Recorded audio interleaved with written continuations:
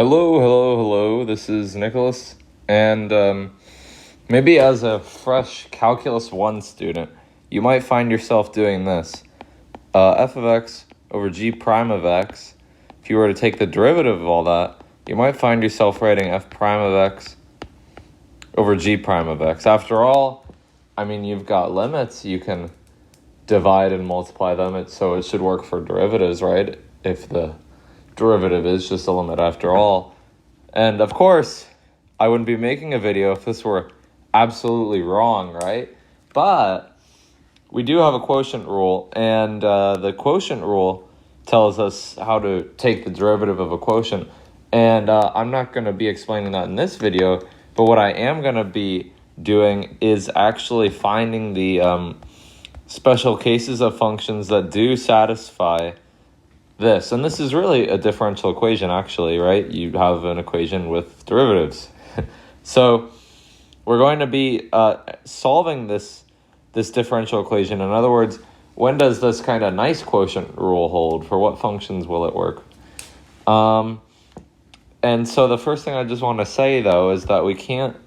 we only have one differential equation here, but we have two unknown functions, f and g. So what we're going to have to end up resorting to is we're going to have to, what we call it as like, arbitrarily fixing. And we can arbitrarily fix either function. I'll pick, say, g of x because it's the bottom one. So what does that mean? It basically means we're treating g as if it's some function, any function, whatever function that might be, but the function's fixed. And then so f would depend on whatever choice of g we might make. And that's the limitation that we're going to have to just kind of deal with, because we only have one differential equation but two unknown functions. So let's begin with solving it, right? So if we were to actually take the derivative of that side using the actual quotient rule, what are we going to get? We're going to get g of x, f prime of x, minus, I do low, d high minus high, f of x, d low, g prime of x, over g prime of x squared. And that's just the quotient rule right there. And we're going to be setting this equal to f prime of x over g prime of x. Okay.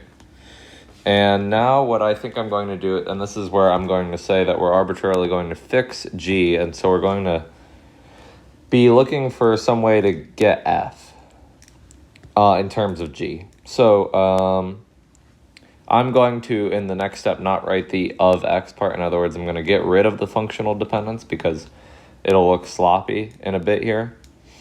So like cross multiplying, however you want to think about it, we get g prime, f prime, minus f g prime squared is equal to f prime g prime squared.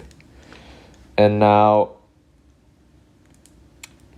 let's see. I probably want to get my g's all on one side. So I have a g prime of x in two of these, so I guess it would make sense to write g prime f prime is equal to f prime g prime squared plus f g prime squared. So all I did is just take this one here and move it over to the right side. Pull out a g prime squared, and then I would just get a f prime plus f. So g prime f prime is equal to f prime plus f times g prime squared. And now I can get rid of a factor of g prime in this now, because I have one on the left and one on the right. So that gives us g f prime is equal to f plus f prime g prime. Okay. And now we get g prime over g is equal to f prime over f plus f prime. Okay. I think instead, and you'll see why in a second, I'm going to arbitrarily fix f of x. So notice now we have this differential equation, and we can actually just integrate both sides. And this side in particular is going to integrate quite nicely, and we're actually going to be able to solve for g in terms of f in this way. Because watch, so I integrate both sides, dx. There is a functional dependence on x here. Remember, I'm just kind of being lazy, I guess, and not putting it in. So we get g prime over g, and we're taking that integral. Now, hopefully you should be able to just kind of see that this is the natural log of g of x, this integral. And you could, I guess if you don't see that immediately, use u substitution and see, well, okay, if u is equal to g of x, then du is equal to g prime of x dx. And so this right here is our u, and then our du is all of that right there. And so you just get the integral of du over u, which is the natural log of u.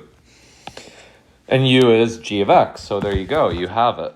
So the natural log of g of x is equal to the integral of f prime over f plus f prime dx, and then we are tacking on a plus c at the end because we are always adding a plus c into our integrating, our constant of integration.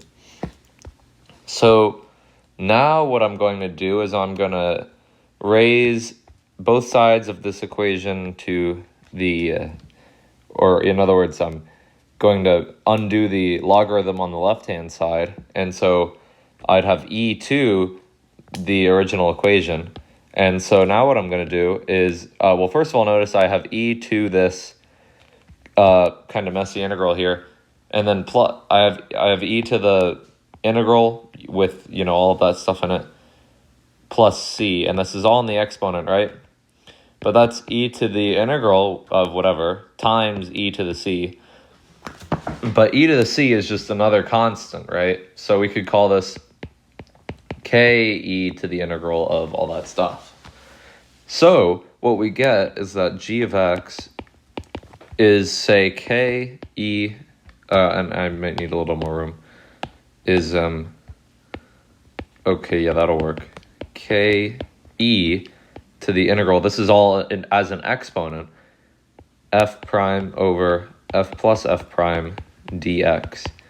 And so if f of x is arbitrarily fixed, we fix x, basically to get a g such that both f and g satisfy this nice quotient rule, we need to, take its derivative and then divide by the sum of its, the original function and the derivative, and then integrate that, and then raise that to the e, and then multiply by some constant, and we're gonna get a family of functions g that satisfies that differential equation.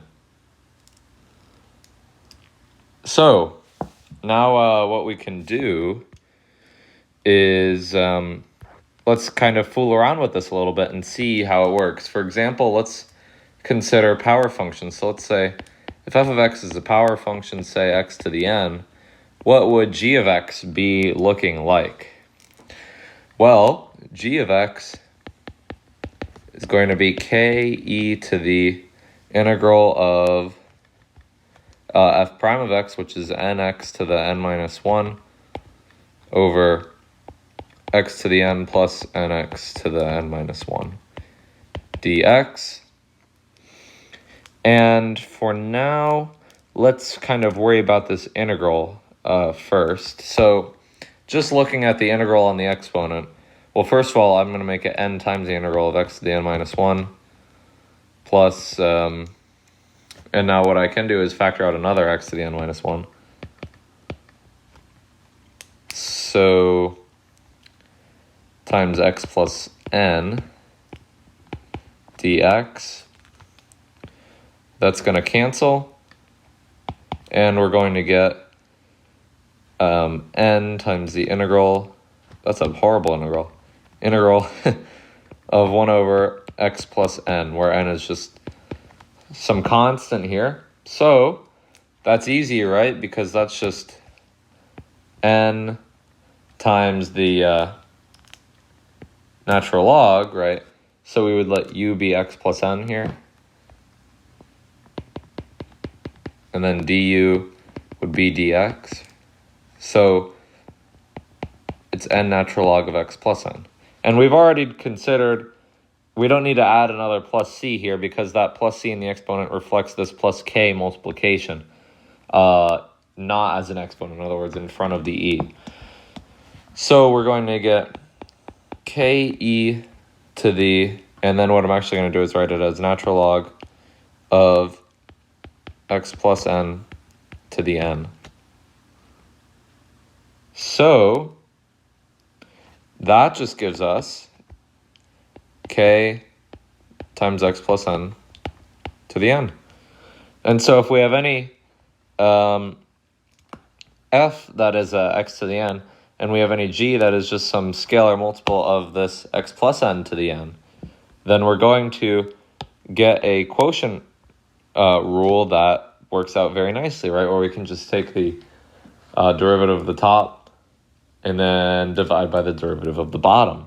And you can kind of fool around with this for yourself and see what functions you might get. And in fact, I would encourage you maybe to do this the same thing for the product rule too. You know, solve the differential equation where f prime, or I'm sorry, where f prime of x, g prime of x equals f of x, g of x prime, right? So kind of the, I think it's called the freshman's dream product rule because the freshmen in calculus always end up making this mistake. And so it's like, oh, wouldn't it be nice? Anyway, I think that wraps it up for this video. It was just a little quick one.